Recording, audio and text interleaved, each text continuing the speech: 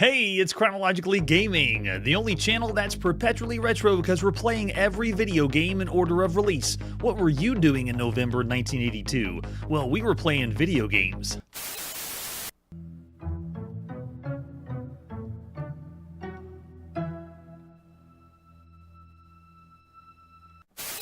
We were last checking out Gigatrek on only one computer. The other ones wouldn't work. Sorry for all the fans of the North Star. We just don't play every single computer here on Chronologically Gaming. Let's see what our next game is. We're next going to play on the TRS-80 color computer, and this is golf. Just golf. What is this, the 70s? It's only one name? What, just golf? We played golf on the Atari 2600, golf on the Philips Video Pack, golf on the Anderson VC4000, and golf on MS-DOS, all with just one name, just golf. All we have for this one is a few screenshots, and we have a homebrew manual. Not a real one, but it explains how to play the game, so it's very helpful.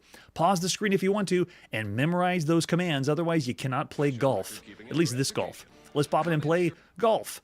The one by Aardvark and Craig Edelheit. Way to go, Craig. Welcome, Craig, to Chronologically Gaming. This is the first game we've seen by Craig Edelheit. All right, so this one, I can't remember if it's basic or machine language. It is basic. Run that basic. Golf by Aardvark. Ard. This one is our 165th game on the Coco that we've seen here on Chronologically Gaming. And this is the 21st game by Aardvark. A 9-hole game. Don't even get all 18 holes. So they explain in the beginning on what we're supposed to see next. And so what we're supposed to do is we're supposed to know all the commands because otherwise you cannot play a game of golf. You hit C for club and then ask, what kind of club do you want? Well, we know we want to get this ball as far as we can on the first hole, so we're going to do a 1-wood, and we want it to go really long. You can do short, medium, or long hits. Ready? And then, this is the cool part, you actually use the cursor keys to spiral around the direction. We don't have to put in coordinates. We put in degrees here on Chronologically Gaming. We put in decimal points of where you're supposed to aim shots for golf. So this right here, I have to admit, is kind of revolutionary for a home computer, where I can actually just move the cursor keys around and then say, all right, ready, go. And I hit spacebar, and it actually hits the ball where the pixel I said to hit it would go. And I hope red is the fairway. Otherwise, it looks like lava, like we're playing golf in hell right now.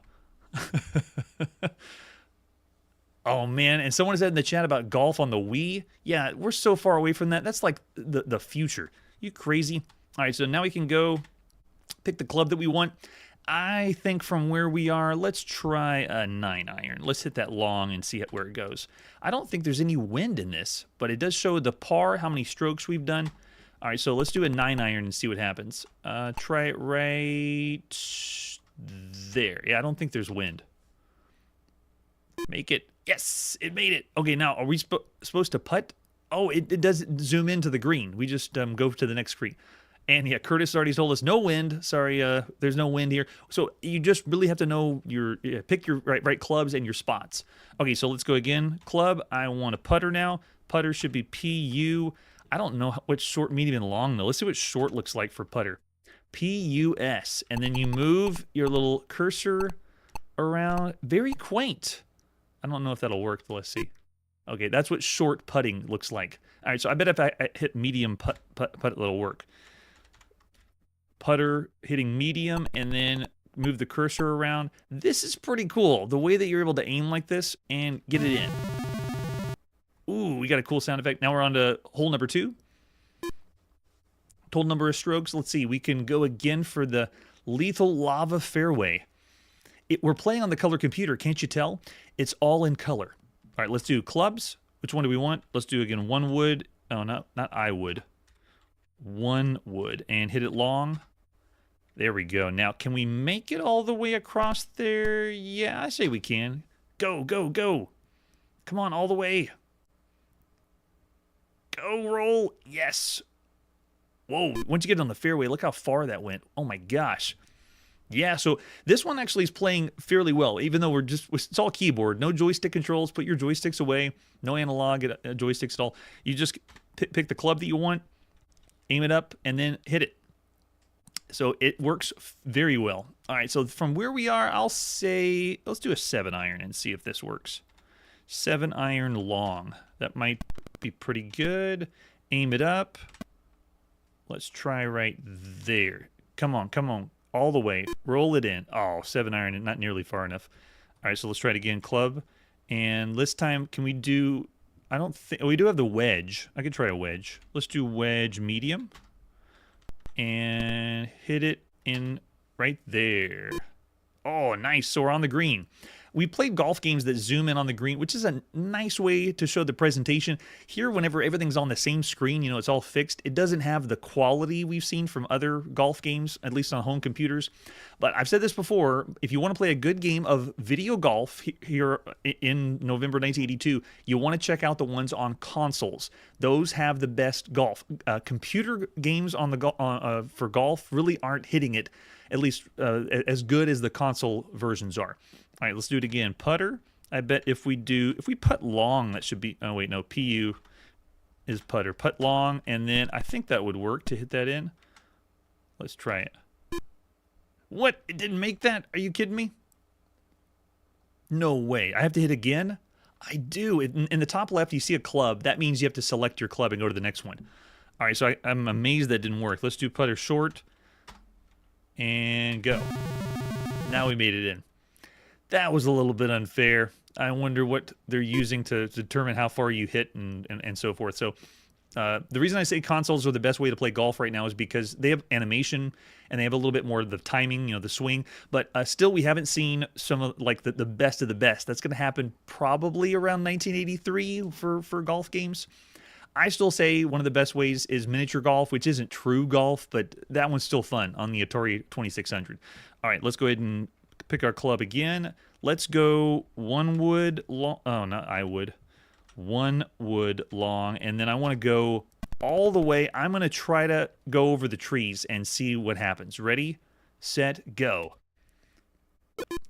What? It didn't go over the top? Oh, gosh. Now, I think that counts as out of bounds. Oh, okay. So do it again. Pick a club, 1 wood long, and then Can I not do 1 wood? What? I can't pick 1 wood? What about 9 iron? Oh, 9 iron worked for some reason. Oh, I am. Oh, I can't. I thought I was still on the tee, like it went out of bounds. But no, I am under the tree. No wonder I couldn't pick 1 wood.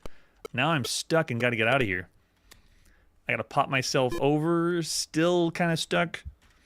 But we're not playing for money, so everything's all right. Let's do 9. Let's do a wedge again, long, and then let's get the wedge to go right about there. Come on, out of the.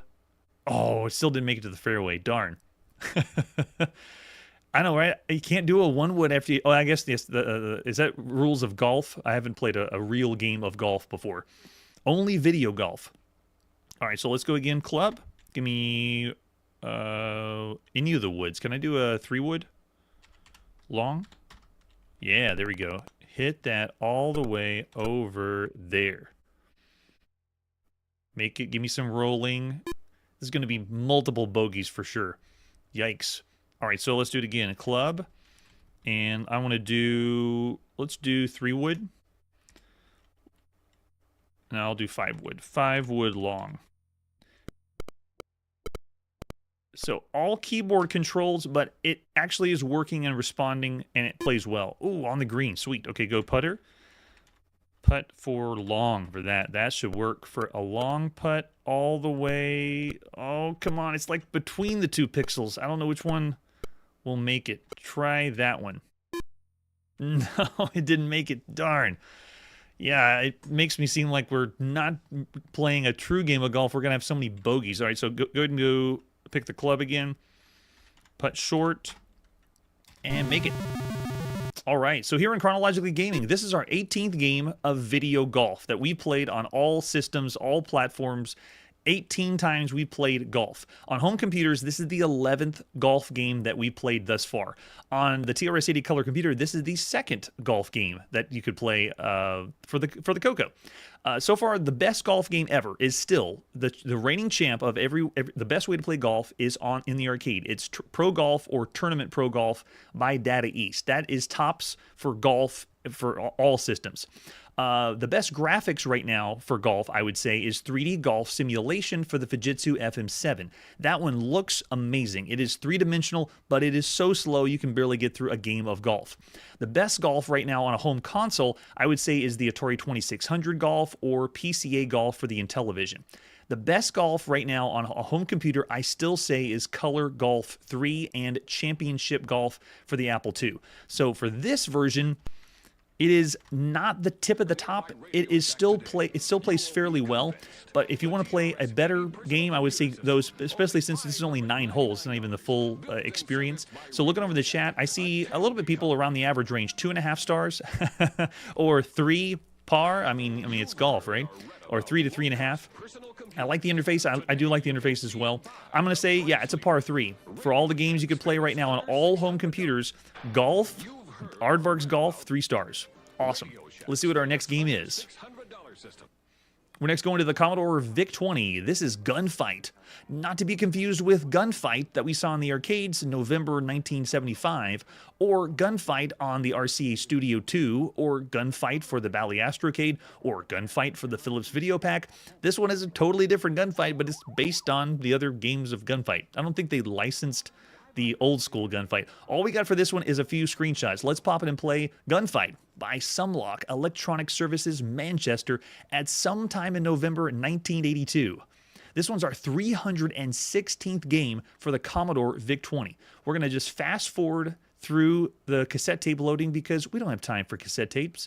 I don't want to give you the real November 1982 experience. But we still wait just for a little bit. This one's the 12th game we've seen by Sumlock Electronic Services Manchester. They brought us games like the Puzzle Pack, Destroyer, and Starship Escape, which is a kind of cool adventure-style game almost. Let's see what they got. Here it is, Gunfight. You can choose how many minutes you want to play. You can play 1 player against the computer, or you can play 2-player. One person uses the digital joystick, the other person uses the keyboard controls. There it is. Red uses joystick, and then the other player, if you got a second person, will be using that one. So here we go. I'm going to go in. I'm playing by myself, so I'm moving as the red guy and blew. Wait, I blew up the computer, and that's how fast it goes. That was so quick. Let me pretend like I don't know what I'm doing and just let the computer run around for a little bit, I guess. So this one is it really plays like the old school arcade game fairly well, but you can see in a way I think that of this game, the way this responds as it's just a multi-directional shooter. This one is the 138th multi-directional shooter that we've seen so far on Chronologically Gaming.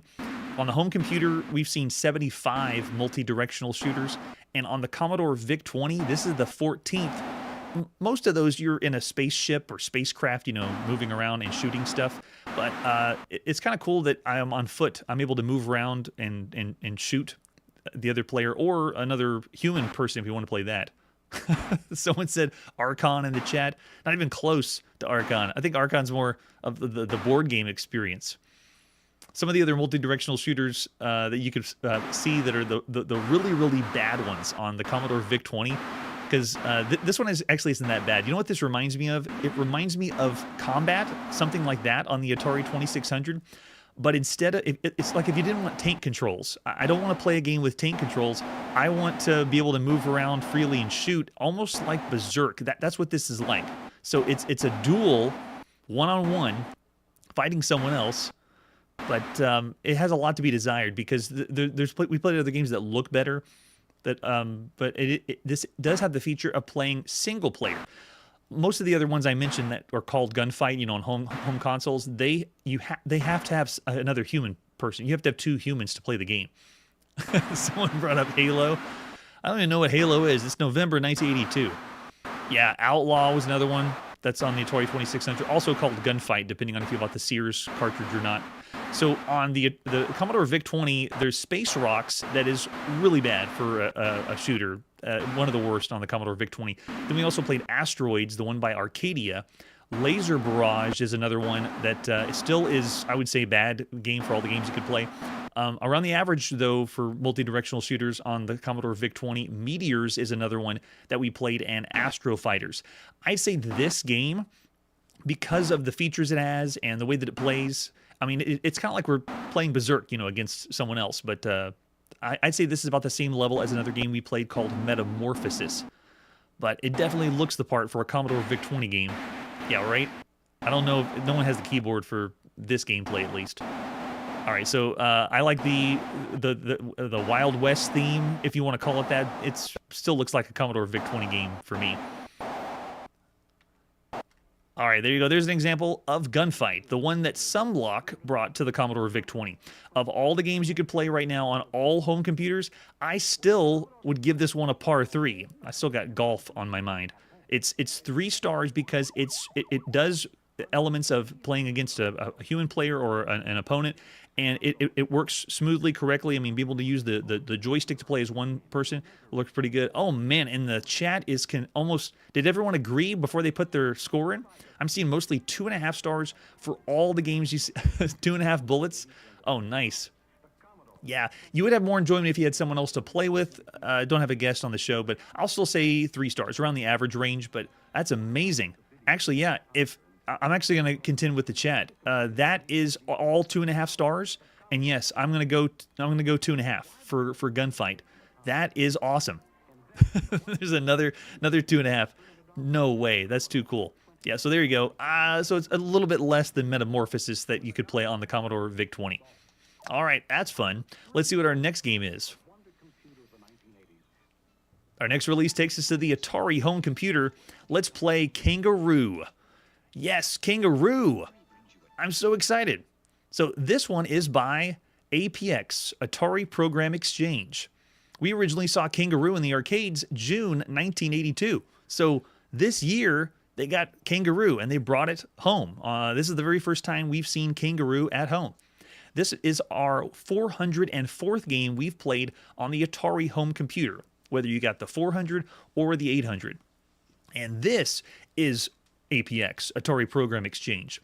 The 42nd game we've seen, and this is basically Atari, but it's allowing people to make their own games, send them into Atari, and then they get published. Great idea. Have some really, really awesome games through Atari Program Exchange. Some of the really good ones we've seen so far by APX have been Eastern Front, 1941, Caverns of Mars, Getaway, Phobos, Galahad and the Holy Grail, Meltdown, Micro Sailing, Snark Hunt, Caterpillar, Digger Bonk, just to name a few. And if all those sound strange, you've never heard of them, you need to check them out. They're pretty cool. So help mom save baby kangaroo from fruit-throwing monkeys. I couldn't have said it better myself. And I think we have, oh yeah, we have the disc. Yeah, you have to have the whole disc system plugged into your Atari to play this one. Oh, and there she is. The mommy kangaroo just likes to punch stuff. And I pointed that out when we played this in the arcades. It was great being able to just punch things. All right, here's the manual for Kangaroo. Tell us how to play, Atari. We want to know. This one has been licensed and brought officially home by Sunsoft. I don't think they did the development themselves. It was done by GCC. But this is the 6th game that we've seen by Sun Electronics, which will eventually be known as Sunsoft. Everything we've seen by them has all been in the arcade. They did Stratovox, Funky Fish, Route 16, and Kangaroo. And then the porting was done by GCC. This is the 4th game we've seen by General Computer Corporation. They did Miss Pac-Man in the arcade. They also did Vanguard and Phoenix for the Atari the Atari 2600. And I believe this one was done by James Leiterman. Way to go, James. I don't think it's credited anywhere on here, right? Yeah, I don't think, well, at least this manual doesn't have any credit for how to do anything or what he did on it. All right, what do we got? What do we got? Program contents. I think it's only on disc, at least this version is. Yeah, the Atari home computer version of Kangaroo, the popular arcade game. Guide mom kangaroo along tree branches, over big jumps, up ladders to baby kangaroo. Now, it's strange seeing this on APX because this is if it's licensed and it's official, why are we seeing this on the Atari Program Exchange? And notice how this manual looks like all the other Atari Program Exchange manuals we've seen, where it's like it's been typed up with a typewriter. All right, with your help, mom can climb unarmed to her baby. You score points. Yeah, we got to get those points. And I think that's, yeah, we have to have the disk drive and a joystick. It shows us how to load the game here, what the first display screen means, and how you play the game. Got them with the joystick. There is all your controls. You got the Atari VCS joystick plugged in right now.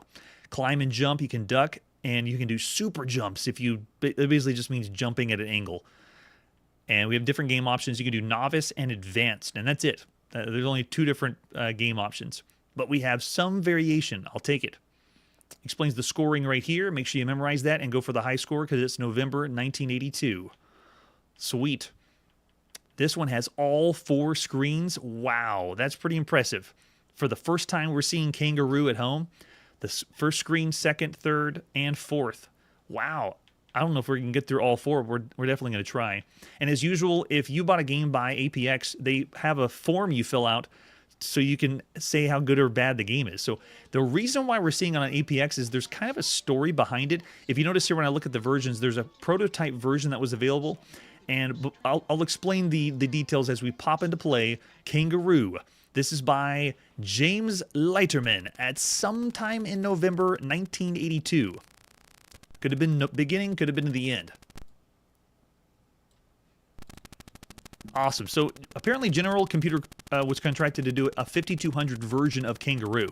Whenever James was at Atari, he wrote a reverse disassembler that converted binary files back to source code with documentation. He went through and corrected the mistakes and sent them over to APX. For the Atari 800 version. They published the game apparently with no credit back to James Leiterman as requested. So it was he calls it an internal hack, which is awesome. The game that he had, if you play the prototype version, was the cartridge version. It had red strawberries instead of purple non-red strawberries. But there's a few different differences between the prototype version and then the version we're seeing here. Let me lower that a little bit more. It sounds a little too loud for kangaroo-ness. If you saw the cartridge version, it only works with early systems on the Atari. The prototype version says 1983, and this one says 1982 because this is whenever this one came out. It also jumps to the advanced difficulty when you start this game instead of the other ones. And then there's this has additional demo mode that we're seeing now on the disc version. Cartridge version doesn't have this one. And then they changed the colors of the strawberries for some reason. I don't know why. right, let's see. Give me the game. Oh. Does it work? Oh, nice. We got the music too. Cool. There it is. Give me the punch. Cool effect of the punch. Movement. Wait a second. The jump. The jump is going up on the directional pad of the joystick like we saw in the arcades, but the jump is almost instantaneous. One of the gripes of the arcade was that you had a small delay whenever you went to jump. Like they're trying to give you a realistic feeling of the Kangaroo warming up to the jump. But this one feels, it's very, very quick and fast. No, the monkeys got me. Throwing fruit at me on the ladder. I knew it was coming too. But we got our punch, we got our jump. Monkeys are all over the place on the outside of the screen. Oh, we can shoot them through the tree too, just like in the arcade. Nice. Oh, you gotta make sure you move quick. Looking at screen 1, I'm amazed they brought all 4 screens over here. So let's see if we can get past the monkey. We'll let him throw and then move on to the next one. I'm already getting vibes of this one feeling a little bit more difficult. We'll ring the bell. No, I didn't think it was going to bounce the entire way, but it did. Now we'll pick up some apples next. Wow, pretty fun. Here it comes. No! And I think that's all. Yeah, then it goes back to the beginning. And I think we're set for the advanced level because it defaults to the advanced level.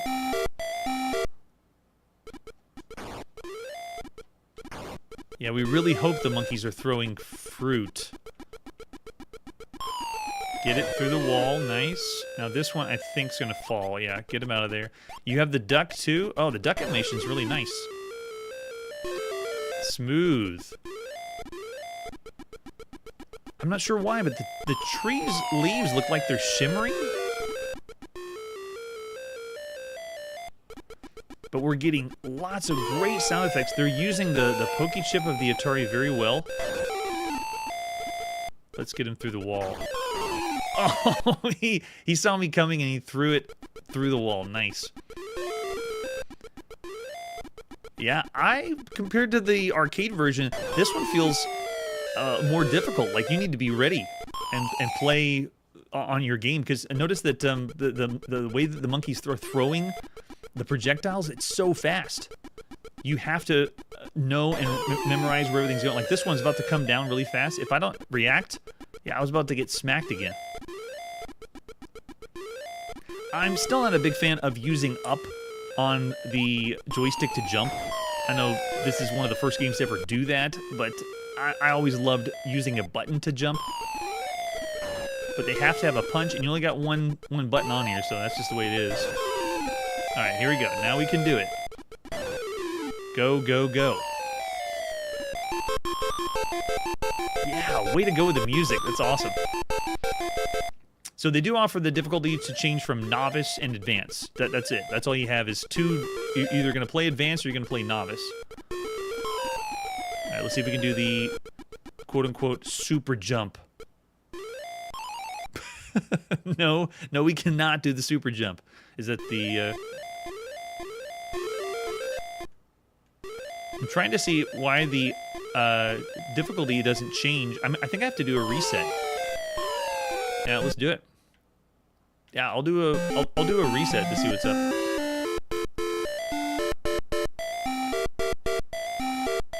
No, it's still not letting me change the difficulty. Let me back out of it. That's a little bizarre. That they're starting on advanced and you have to stay on advanced? No way. All right, let's try it again and make sure we push the button on our Atari to change the option for difficulty setting. Oh, that's true. Brad mentioned in the chat about the Commodore, and a lot of the joysticks we're going to see later on other home computers will only have one button. So there's going to be a lot of games that are going to be using up for jump. There we go. So right here is where we can change to novice. And then players, you can do a 2-player game, but it's hot seat multiplayer. Now let's go in.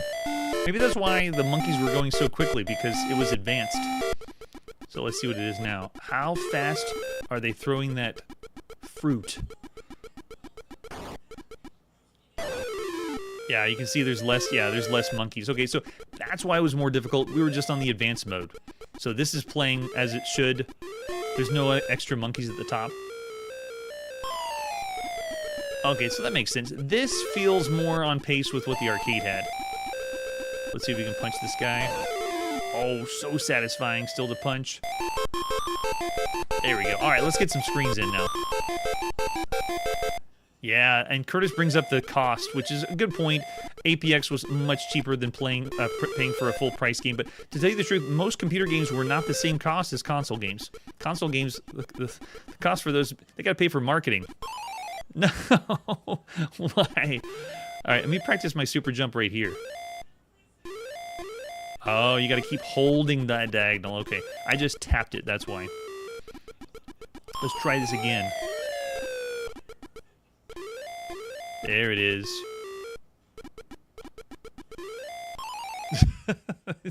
It's still tricky, though. It's because they use up to jump. Jump should not be that hard. Oh, see? And even when I tried moving and jumping, it didn't work. It's like I needed to stand still. I think that's what they said for the tip. Stand still, put your toes on the edge, and then jump over the top. And we're back to screen 1.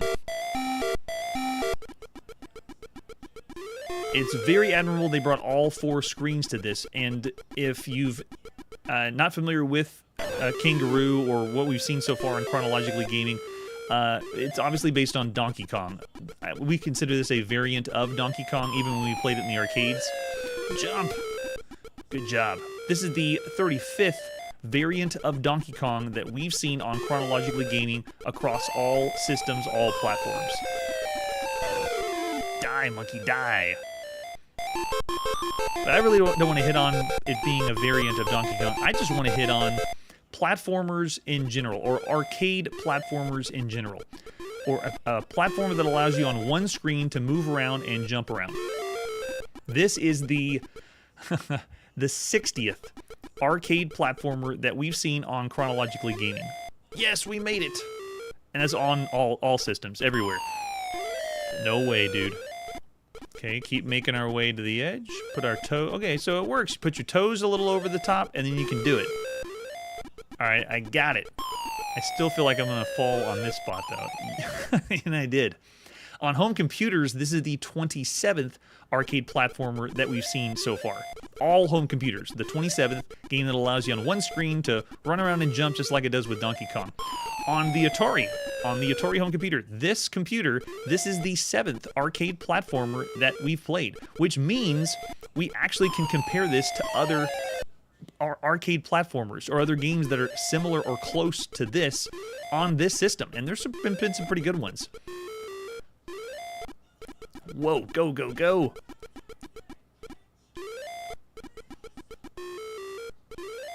I've already said it before, but the biggest contender right now for arcade platformers on home computers is Donkey King. It's still one of the best ways to play, not just Donkey Kong, but if you want to play a platformer on a home computer, that's still the tops right now. The other one in the running for the best of the best is Miner 2049er on either the Atari here or the Apple II. That's still incredible. So that's competing with Miner 2049er.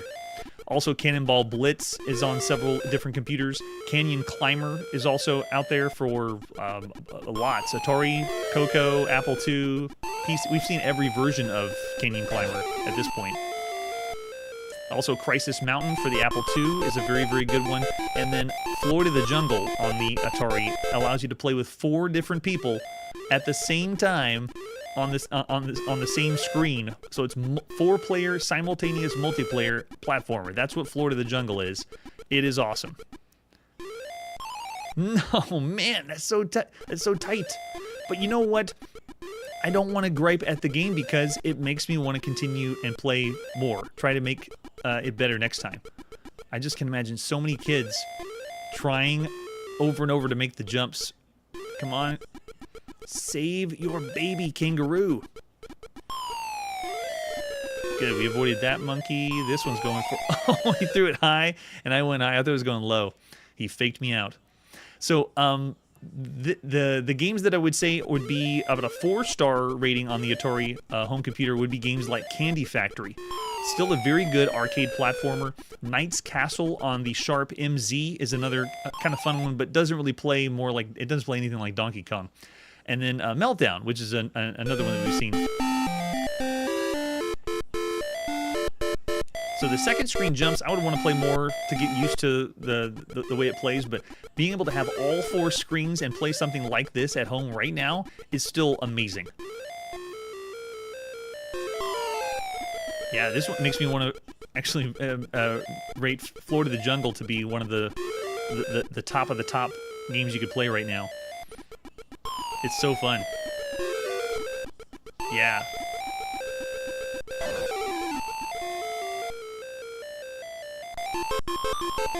Yeah, great job though on the game. I want to give it more than what it's worth. So I'm thinking of all the games you could play on all home computers. Kangaroo, this first time you could ever see it, easily 4 stars for everything on all home computers right now.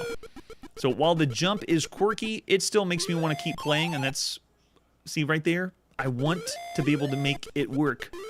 And I know I can, because I've done it before.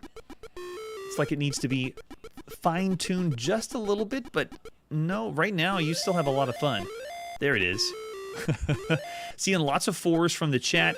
Haven't seen any 4.5s, which is our way of saying this is one of the best games you could play on all home computers. This is really good. This is very good. This is an excellent, excellent game. And it does good justice for the arcade version too. Okay, nice and easy. Nice and easy. Yeah, there we go. Awesome. Oh, and Curtis is throwing out the cost again. All right, let's see if we can do this. If we punch him, oh, it's working. Yeah, it's doing what we had before. Good. Go, go, go. Oh, maybe I can get that. Let's see. Oh, no, the monkeys are... Oh, wait, what's just happened? Is there a jump over here? Oh, there is. Okay, fine. Let's punch him out. The tower's getting higher. Oh, now I just got to spin. Oh, and then duck. Don't forget about the duck. So there we go. We saw up to stage 3. Still really good. All right, there you go. An example of what it's like to play, for the very first time, Kangaroo at home. I want to go back to the arcade and still play a little bit more Kangaroo, but this one is very admirable, very, very fun. On APX, you know the story behind it too, or at least one side of the story of how we got this game at home. I still would start at 4 stars of all the games you could play up to this point. Yeah, it could have been a 4.5. I don't know if I want to do 4.5 because I don't want to rate it at the same level as games like Donkey King, Miner 2049 is more like 5 stars to say the truth. But then Cannonball Blitz, Canyon Climber, Floor to the Jungle, all of those I was saying they're some of the best games you could play on all home computers. This one's so good, but I don't know if I want to go as high as 4.5. The price is a good point too, saying 4.5 because of the price. Oh, right, Marshall's even going 4.5. It's a good time, and I want to see all the screens, but yeah, because of the jump mechanic, it's tight. It's really, really tight. I'll still say 4 stars for all the games you could play on all home computers. Very, very admirable, very, very fun, but I wouldn't call it one of the best games you could play on all home computers. There's a lot of competition that's out there. All right, that's where we got to put our video game playing on pause. Thanks again for joining me here on the live show and sending out your ratings or just letting me know what you think about the games. Be sure to leave any comments after the show, too. I love hearing and reading from them. And now, next time on Chronologically Gaming, bring on the handhelds. We will see some from Epoch and one from Tiger Electronics. We will also be checking out one of the rarest games we have seen on Chronologically Gaming. We might be the only video on the internet talking about it. That's it for today, and like I always say, the Space Games will be with you always. Hey everybody, thanks for checking out the channel and joining me on my quest to play every single video game in order of release. We'll be streaming live every weekday at 9 p.m. Central, so join us and let us know if we missed any games along the way. This video would not be possible without Launchbox, RetroArch, and MAME. Tell all your friends there's some crazy guy named Chronologically Gaming trying to play every single video game. We have links down below that'll send you to places like our Discord and Patreon, and one that says all the video games we've ever played. If you go there, it's a list of everything, and you can click right to the game you want to see. Chronologically Gaming is the name to look for. We are perpetually retro, and we will catch you next time.